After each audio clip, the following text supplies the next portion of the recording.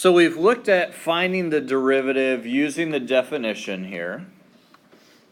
And I want you to take a look here at some of the results that we would get. Okay? You'll notice here I have the function and I have its corresponding derivative. Okay? Here's f prime, here's f prime, here's f prime, f prime, here's s prime for s of t. Okay? And those of you who have not taken Calc Honors or SL, I want you to see if you can recognize the pattern here. Yes. You reduce the exponent, and you reduce the exponent of the x. It looks like. So you're reducing the exponent. I remember I tried to get in calculus in the middle of the year in the other school. He taught me something like that you reduce the exponent of the x and then reduce 1x. It was something like that. Okay. They were pretty advanced. Can we fill this out? Fill out this idea? Do you guys get what he's saying? So what do you see? Can we kind of... the exponent turns into a multiplier. Okay. Yeah, it comes in front of the x. It's the multiplier, the coefficient. So yeah, this 3 in this case And it's reduced by 1. is now here. Good, and it reduces by 1. Okay. The exponent becomes the coefficient, you're saying? Alright, and you reduce the exponent by 1, so now 3 minus 2 is 1, or 3 minus 1 is 2. Okay? By the way, notice on this one, what the exponent was 1. So now we have a 2, and notice here we could write this as x to the 0 power, right? Which is just 1, right? So there's no x's left. Okay? So that answers the question for a lot of things, but there's some other stuff here that we need to make sure we understand. Here we had a 1. You have x to the 0, now the x disappears. Well, that doesn't even have an x to begin with. That's just a constant. I think that if you have an x to the 0, the number disappears because you can't reduce it.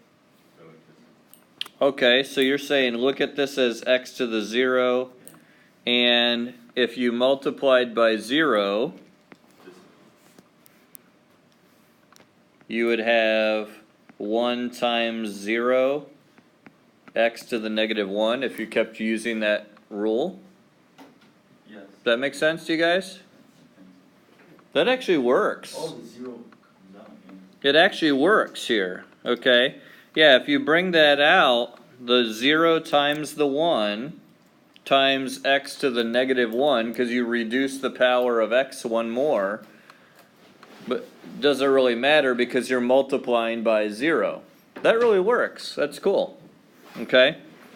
Now, there's a little simpler way of doing that part, but that really works well. So that's how this negative 3, notice in the derivative, there's nothing there. Okay? So, you guys are actually derived the idea behind our lesson here, and that is the power rule. This is a rule we're going to use for powers of x, or powers of the variable. Okay? And you guys will like this because you've been doing some where you're finding the derivative with that definition, which is a real pain. Okay? Now, you'll be able to look at some of the problems and simply write down what the derivative function is. Okay? Davi? Are the functions on the right derivative? Yes. This, How can you have an x squared in a derivative if it's a tangent line? Well, remember, these are not the equations of lines. The derivatives are functions that give us the slope at a given point. Okay? So, for example, Oh, okay, it just gives you the slope. yeah, it just gives us the slope. So you don't even have to draw it or something like that. It's just there to be plugged in. Yeah, you don't even have to draw it. And although let me go ahead and draw this here for this first one. F of x on this function, it's going to have zeros at 0 and then plus and minus the square root of 2. Okay, there's our zeros. And let's see, if I plug in a 1, that's going to be at 3. Yeah, 1, 3. So it's going to be up here. So this graph is going to look like this. Something like that. Okay? The derivative of this is 3x squared. So that means, change colors here. That means that if I were to take, say, this point 1, 3, and draw the tangent line to it, okay, the slope of this would equal f prime of 1, which in this case is 3 times 1 squared plus 2, which is 5. So obviously my sketch is a little bit off because our line should be going up. But you guys get the idea. Alright, so this actually should be kind of, the 0.13 is over here, and I should have the slope going something like this with the slope of 5. Okay? So let's get rid of it. The function you drew in brown, is that, It's the left one. that's the x cubed plus 2x, right? Yeah, that's the original function. Okay? The 3x squared plus 2, I could graph that, but the y values there would simply be the slopes of the original function at any point. Okay? Yes. So, yeah, this is the original f of x. Okay, so that's, we see the pattern there, we see kind of what this is used for. Let's look at the rule, all right? The derivative with respect to x of x to the n power, that's what that says there, x to the n power,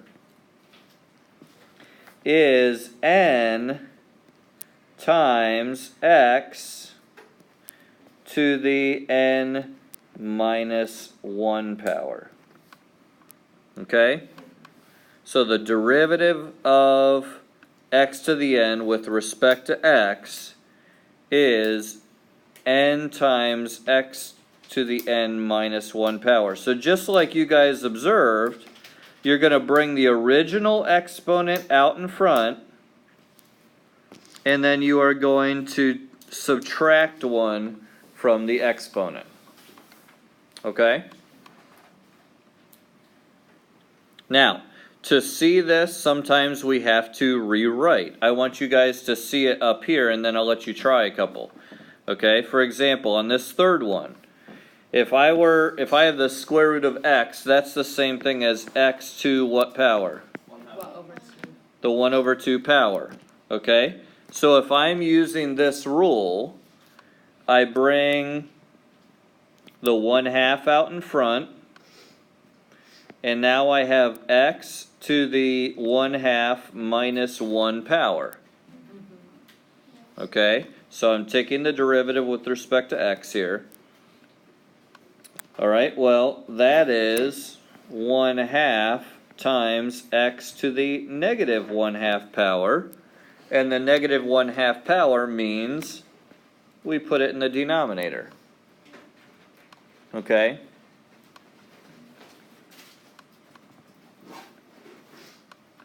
So some of these you may have to rewrite a little bit before you can apply the rule. Okay? So let's try a few here. Try to work your way through these. Notice here you're given the original function. You might need to rewrite it, then find the derivative, differentiate, and simplify if you can. Okay? And by the way, use appropriate notation for what you're given. Okay?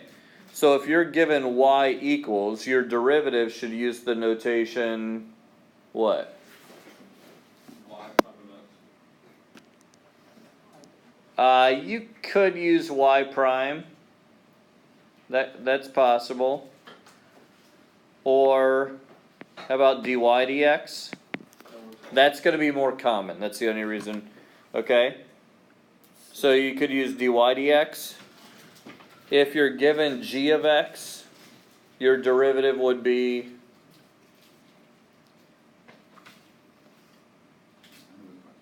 what notation?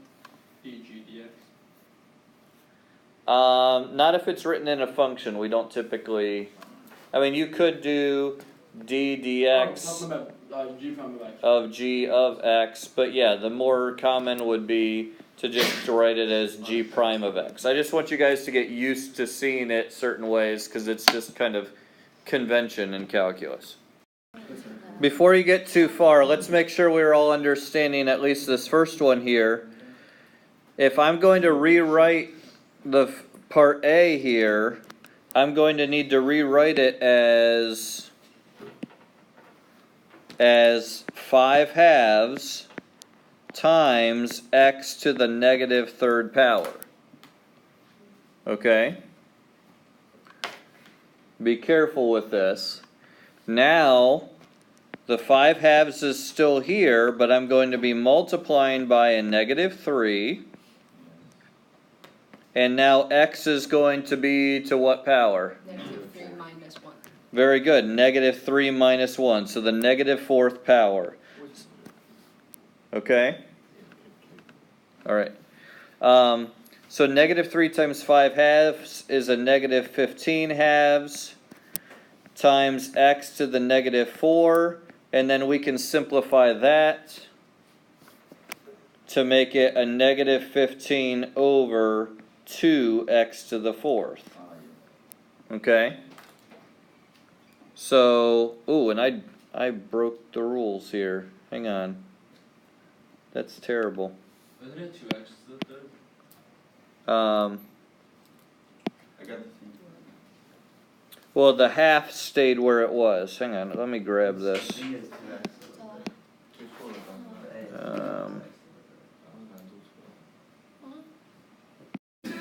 All right, so here's the problem, okay? This is not equal to that, all right? I took the derivative of y with respect to x, and that equals that, okay? Yeah, so this here is our solution.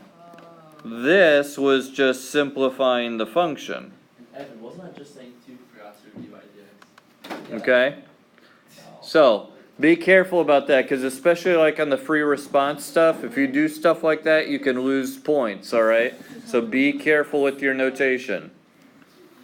Alright, this again. Alright, so looking at D here, remember we saw above, if that constant there, the +6, we could see that as x to the 0, and we multiply by 0, and that whole thing ends up being 0 in our derivative. This is actually another rule here, and that is the derivative of a constant. Okay? And that states that if f of x equals c, some constant, then f prime of x equals 0. Think about it. what does a constant look like when you graph it? What? Just straight horizontal or vertical? A horizontal line. Very good, Catherine. A horizontal line. What's the slope of a horizontal line? 0. It's 0. That makes sense. Okay? Now, we re-derived it using our power rule, but thinking about it, this is a horizontal line. Okay? So that's why that works.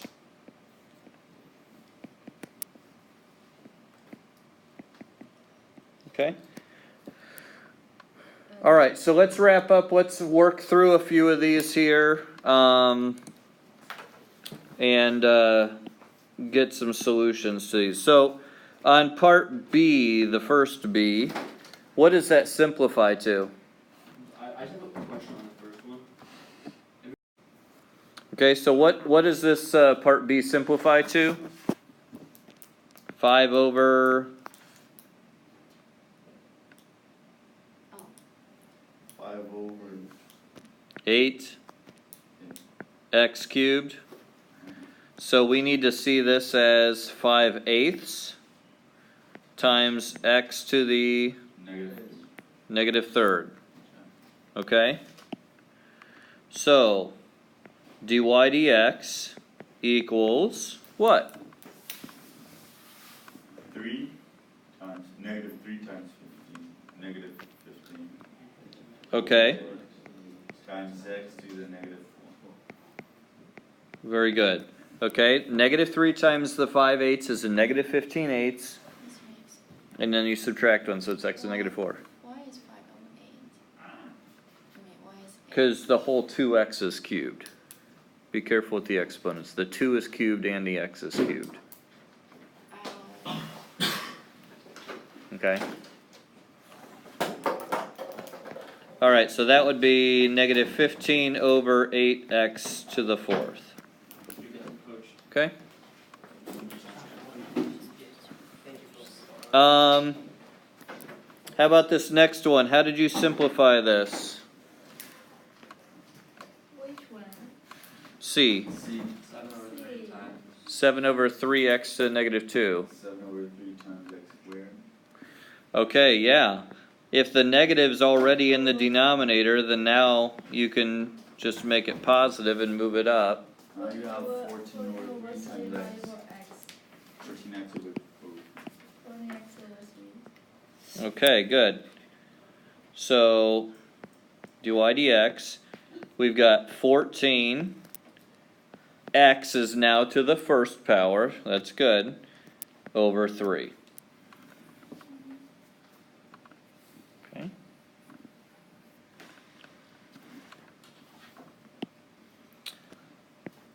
All right, let's simplify D. 7 over 3x quantity squared. What does that simplify to?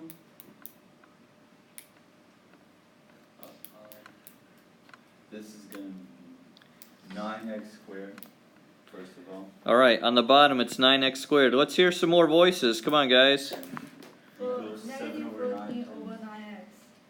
7 over 9 times Negative 14 over 9 and Okay, x to the negative 2. that's x to the negative 2. So, what were you saying, Chloe? the final answer is negative 14 over 9x. Yeah.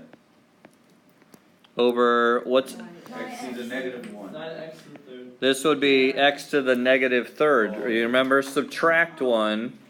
Negative. So good. This is a negative 14 over 9x cubed. That right there is one of the most common mistakes folks make when they're taking derivatives. They got the negative exponent and they're thinking reduce 1, so they end up making a negative 2 into a negative 1 instead of a negative 2 into a negative 3. So just be careful with that. Okay? How about over here? Negative 2 multiplied by x with a negative 3. Wait, which one are you looking at? C. Oh, C. Okay. Yeah, C, you can rewrite this as x to the negative 2. So you're right. dy dx is negative 2x to the negative 3, which would be negative 2 over x cubed. Okay? What's a? A, for the notation, we would use f prime of x. What's this one? 3x squared. 3 times x squared. Very good. 3 times x squared. 3x squared. For b, how am I rewriting this? X to the power of 1/3. Okay, the cube root is x to the 1/3 power. That, guys, get used to those fractional exponents. That's going to occur all year, all right? So now g prime of x is going to be 1/3 x to the Negative. Negative 2/3. 2/3, exactly. negative 2/3 power. Okay, that's another one. Be careful. People will just put negative 1/3. You know, Yeah. but just be careful with that one. Okay, then to simplify this, we'd have 1 over 3x to the 2/3. If you would like, you could keep simplifying, and that would be 1 over 3 to the, and x would be what? Like, what's the radical and stuff here to do a 2/3 power? Tyler? Cube root of x squared. Yeah, it'd be the cube root of x squared, alright? Can you just keep it as x to the power of 2/3 or not? I don't mind if you leave it as 1 over 3 x to the 2/3. If you really want to, you can keep going, but, okay? Alright, so that's all of those. We've got a little bit of practice in on that. One other thing that you just kind of have to memorize is the derivative of sine and cosine. Derivative of sine is cosine. Memorize. The derivative of cosine is negative sine. Okay? Like a nasty C, negative S, negative C. Alright, good, good. How did you forget that? So, Holy God. let's run through these real quickly here. Part A, dy dx. Let's say, what would the derivative of 2 sine of x equal? 2 sine of x. Mhm.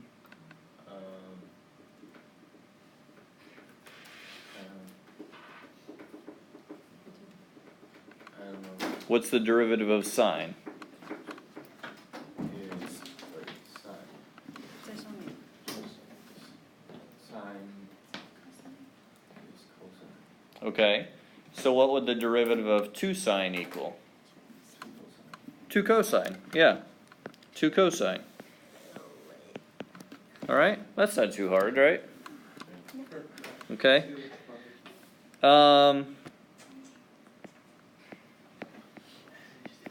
Liam, how about you? The derivative of 1/2 sine of x. What? Yeah, 1/2 cosine of x. And here on C, we have x plus cosine of x. Let's see. Alexi, can you help us with this one? X plus cosine x? So since there,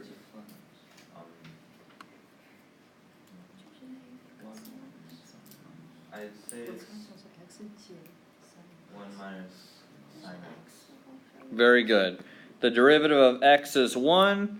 The derivative of cosine is a minus sine x. So you can't distribute the property. You can't what? You can't distribute the property. Basically what it is, and this goes back to our limits. Remember, derivatives are just limits, right? One of our limit properties is that if you're taking the limit of the sum of multiple things, you could just take the limit of one, and then the limit of the other, and the limit of the other. That carries over into derivatives here, because derivatives are just a limit. So you could take the derivative of just x to get the 1, and then the derivative of the cosine of x to get the minus sign. Okay? Okay. And that's it. Okay? So this one is a little bit shorter, but this is a rule that you're going to use tons. Okay? So, it's a good one to know.